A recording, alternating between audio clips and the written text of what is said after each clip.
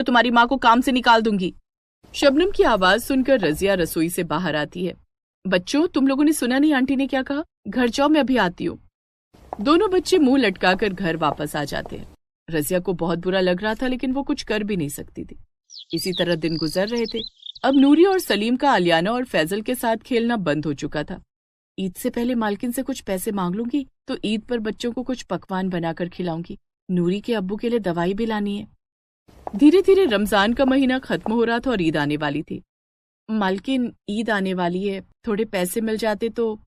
अभी तो तुम्हें काम करते हुए 1 महीना भी नहीं हुआ और तुम पैसे मांगने लगी। रजिया, हमारे खुद के इतने खर्चे हैं। मैंने तो सोचा भी नहीं था कि महीना पूरा होने से पहले ही तुम सैलरी मांगोगी। मेरे पास इस वक्त पैसे नहीं है। कोई बात नहीं मालकिन। रजिया वहां से जाने लगती है, तभी आलियाना की चीख सुनाई देती है। रजिया देखती है कि आलियाना छत से गिरने वाली होती है। वो सिर्फ छत की मुंडेर को हाथ से पकड़े हुए थी, जो कि कभी भी छूट सकता था। ये मंजर देखकर शबनम डर के मारे बेहोश हो जाती है। रजिया फौरन छत पर जाकर आलियाना को बचाती है और उसे सुरक्षित घर के अंदर लाती है। उसके बाद रजिया शबनम को होश में लाती है। मालकिन, आलियाना बिल्कुल ठीक है। मुझे माफ कर दो रजिया, सही कहा है किसी ने, गरीबों का दिल बहुत बड़ा होता है। शबनम उसी समय रजिया को पैसे और दोनों बच्चों के लिए नए कपड़े और मिठाइयां देती है। बहुत बहुत शुक्रिया मालकिन। शबनम ने रजिया को गले से लगाकर कहा। ईद मुबारक हो रजिया। ईद पर बच्चों को भेज देना, चारों बच्चे मिलकर ईद मनाएंगे। बाहर बहुत मूसलाधार बारिश हो रही थी। किसी ने घर की कुंडी खटखटाई। अम्मी, देखो शायद अब्बू आ गए हैं, दरवाजा खोल दो। जीनत ने दरवाजा खोला तो बाहर नदीम खड़ा था। वो बारिश में पूरी तरह से भीग चुका था और चीख रहा था। अंदर आइए और जल्दी से कपड़े बदल लीजिए, नहीं तो आपको सर्दी हो जाएगी। मैं आपके लिए काढ़ा बना देती हूँ। नहीं जीनत, रहने दो, मुझे काढ़ा नहीं चाहिए। इफ्रा के लिए बनाने जा रही थी तो सोचा कि आपके लिए भी बना दूं। ठीक है, बना दो। नदीम और जीनत की 6 साल की बेटी इफ्रा काफी दिनों से बीमार थी। उसे तेज बुखार था। नदीम के पास उसके इलाज के लिए पैसे नहीं थे, जिस कारण इफ्रा को डॉक्टर से नहीं दिखाया जा सका। जीनत उसे काढ़ा बनाकर पिला देती, लेकिन उसका भी कोई असर न होता। इफ्रा की हालत दिन पर दिन बिगड़ती जा रही थी। नदीम ने अपने कपड़े बदल लिए थे। जीनत काढ़ा बनाकर लाई और नदीम को दिया। क्या हुआ, आज भी कोई काम नहीं मिला? नहीं, पूरे ठंड भर तो एसी का कोई काम नहीं होता, इसलिए फाका कशी होती है। सोचा था ठंड के बाद गर्मियों का मौसम आएगा तो लोग अपने अपने एसी की सर्विसिंग के लिए बुलाएंगे, लेकिन इस बार तो मौसम भी दगा दे गया। ऐसा लगता है ठंड के बाद सीधे बारिश का मौसम आ गया है। गर्मियां तो आई ही नहीं। लगातार हो रही बारिश के कारण मार्च के महीने में भी ठंड लग रही है, इसलिए लोग अपने अपने एसी चालू नहीं कर रहे हैं। कोई भी एसी की सर्विसिंग नहीं करवा रहा है। जिससे भी कहता हूँ, लोग कहते हैं कि गर्मियां तो आने दो। इस बार नवाब साहिब ने भी एसी ठीक करवाने नहीं बुलाया? नहीं, कुछ दिन पहले उनसे भी कहा था तो कहने लगे कि अमेरिका जा रहा हूँ बेटे के पास, ईद से पहले आ जाऊंगा। इफ्रा की हालत बिगड़ती जा रही है। जल्दी इसका इलाज नहीं करवाया तो मेरी बच्ची। चुप हो जाओ जीनत, सब्र करो और अल्लाह पर भरोसा रखो। रमजान का पाक महीना चल रहा है। अल्लाह बहुत रहम दिल है, वो हमारी इफ्रा के लिए कुछ न कुछ जरूर करेंगे। ठीक है, रोजा खोल लेते हैं। खाना बना दिया है, लगा दूं? हाँ, लगा दो। जीनत ने 2 प्लेट में थोड़े से चावल और दाल निकाला। 1 प्लेट उसने नदीम को दिया और दूसरे प्लेट का खाना वो इफ्रा को खिलाने लगी। तुम्हारा खाना कहाँ है? मुझे बहुत भूख लगी थी, मैंने आपके आने से पहले ही खा लिया। क्यों झूठ बोलती हो? भला ऐसा कभी हुआ है क्या कि तुमने अकेले खाना खा लिया हो? मुझे सब पता है, घर में राशन खत्म हो गया है। आओ मेरी थाली में खा लो, मिल बांट कर खाएंगे तो दोनों का पेट भर जाएगा। जीनत इफ्रा को अपने हाथों से खाना खिला रही थी और नदीम जीनत को। तीनों खाना खाकर सो जाते हैं। अगले दिन आज मौसम साफ है, बाहर जाकर देखता हूँ, शायद कहीं कोई काम मिल जाए। नदीम काम की तलाश में बाहर निकलता है। वो नवाब साहिब के घर के बाहर से गुजर रहा था तो देखता है कि उनका नौकर हाथ में झोला लिए कहीं जा रहा था। नदीम ने उनके नौकर फैजान से पूछा, नवाब साहब आ गए क्या? हाँ, मालिक कल रात ही अमेरिका से लौटे हैं।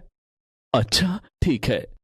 नदीम तेज कदमों से नवाब साहिब के घर की ओर जाता है। सलाम हुजूर। अरे नदीम, आओ आओ, कैसे हो? आपकी दुआ है मालिक। मालिक सभी एसी ठीक कर दूं? अभी तो नहीं नदीम। मालिक मुझे पैसों की बड़ी सख्त जरूरत है। बिटिया बीमार है, इलाज के लिए पैसे नहीं है। आप एसी की सर्विसिंग करवा लेते तो मेरी थोड़ी कमाई हो जाती। इस साल तो गर्मियों का मौसम आता नहीं दिख रहा, एसी चलाए भी तो कैसे? नवाब साहिब ने इतना कहा ही था कि तभी बादल गरजने लगे और जोर जोर से बारिश होने लगी। नवाब साहिब और उनकी बेगम लॉन से घर की ओर भागे। नदीम भी अपने घर की ओर दौड़ पड़ा। घर के अंदर जाकर इतनी तेज बारिश हो रही है, खुदा खैर करे, ऐसा लगता है कहीं जलजला ना आ जाए। तभी नवाब साहिब की नजर अपने खाली हाथ पर पड़ी। अरे मेरा फोन कहाँ गया? बेगम आपने मेरा फोन देखा? नहीं, मैंने आपका फोन नहीं देखा। कहीं बाहर लॉन में तो नहीं गिर गया? नवाब साहब उसी बारिश में छाता लेकर लॉन में गए और फोन तलाशने लगे, लेकिन उन्हें फोन नहीं मिला। फोन तो लॉन में भी नहीं है। जरूर नदीम ले गया होगा। क्या मतलब? आप कहना चाहते हैं कि उसने मेरा फोन चुरा लिया? हाँ, आपने देखा नहीं पैसों के लिए कितना गिड़गिड़ा रहा था। उसे पैसों की सख्त जरूरत है। मैं देख रही थी कि वो लगातार आपके फोन को घूर रहा था। उसी ने आपका फोन चुराया है। लेकिन मेरा दिल कहता है कि उसने फोन नहीं चुराया। ठीक है, भूल जाइए अपने लाखों के फोन को। भूल जाइए कि आप उसे अमेरिका से लाए थे। मैं कहती हूँ एक बार पुलिस में शिकायत तो कीजिए, वो आपका फोन खुद लौटाने आएगा। नवाब साहिब बेगम की बातों में आ गए और थाने में फोन घुमा दिया। बारिश खत्म होते ही थानेदार नवाब साहिब की हवेली पर हाजिर था। नवाब साहिब ने फोन चोरी की शिकायत दर्ज करवाई और आरोप नदीम पर लगा दिया। पुलिस नदीम के घर पहुंची। नदीम कौन है? अरे थानेदार साहब आप?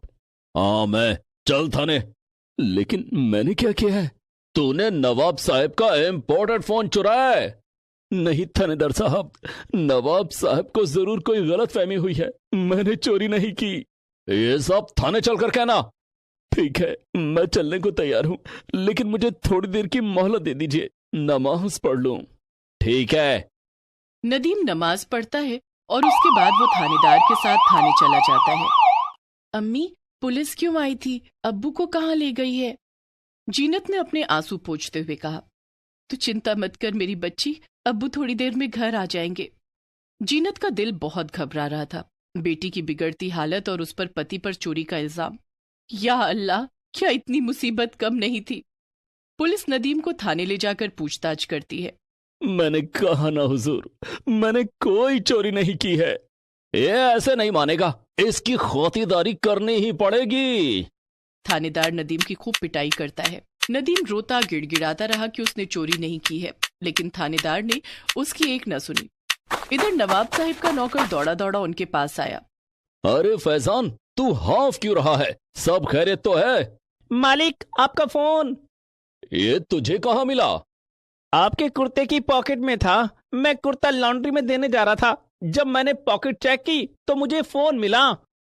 नवाब साहिब बहुत दुखी हुए कि नाहक ही एक बेकसूर पर चोरी का इल्जाम लगाया। उन्होंने थाने में फोन मिलाया तो हवलदार ने फोन उठाया और बता दिया कि थानेदार साहिब नदीम की धुलाई कर रहे हैं। नवाब साहिब ने उसी समय ड्राइवर को गाड़ी निकालने के लिए कहा। कहाँ जा रहे हैं? अपने गुनाह का प्रायश्चित करने। नवाब साहिब ने ड्राइवर को थाने चलने के लिए कहा। वहां जाकर देखा तो थानेदार अब भी नदीम की पिटाई कर रहा था। नवाब साहिब ने आवाज लगाई। रुक जाइए थानेदार साहब, फोन मिल गया है। नवाब साहिब की आवाज सुनकर थानेदार ने नदीम को छोड़ दिया और लॉकअप से बाहर आया। ये आप क्या कह रहे हैं? उस दिन जब बारिश होने लगी तब मैंने अपना फोन कब अपनी जेब में रख लिया मुझे याद ही नहीं। अभी ये फोन मेरे नौकर को मिला। नदीम को छोड़ दीजिए। थानेदार नदीम को छोड़ देता है, लेकिन नदीम की हालत बहुत बिगड़ चुकी थी। या खुदा, हो सके तो इस गुनाह के लिए मुझे माफ करना। नवाब साहिब उसी समय नदीम को अपनी गाड़ी में बिठाकर अस्पताल ले जाते हैं और उसका इलाज करवाते हैं। इधर नौकर ने रजिया बेगम को सारी सच्चाई बता दी। सच जानकर बेगम भी बहुत शर्मिंदा हुई। कुछ फल और मिठाइयां लेकर नदीम के घर पहुंच गई तो देखा कि नदीम की बेटी इफ्रा कई दिनों से बीमार है। रजिया बेगम ने इफ्रा को अस्पताल में भर्ती करवाया। नदीम और इफ्रा के इलाज का खर्चा नवाब साहिब ने उठाया। जब तक दोनों ठीक नहीं हो गए तब तक उसके घर का खर्चा भी उठाया। इतने दिनों में रमजान का महीना खत्म हो चुका था और दूसरे दिन ईद का त्योहार था। नदीम और इफ्रा दोनों ठीक हो चुके थे। नवाब साहिब ने फैजान को नदीम के घर भेजा। क्या बात है फैजान, मालिक ने कहा है कि सभी कमरों की एसी की सर्विसिंग करनी है आज ही। ठीक है, चलो चलता हूँ। नदीम उसी वक्त नवाब साहब के घर पहुंचा और सभी 11 कमरों के एसी की सर्विसिंग की, जिसके बदले में नवाब साहब ने उसे अच्छी खासी रकम दी। उन पैसों से नदीम और उसके घर वालों ने बड़ी खुशियों के साथ ईद का त्योहार मनाया।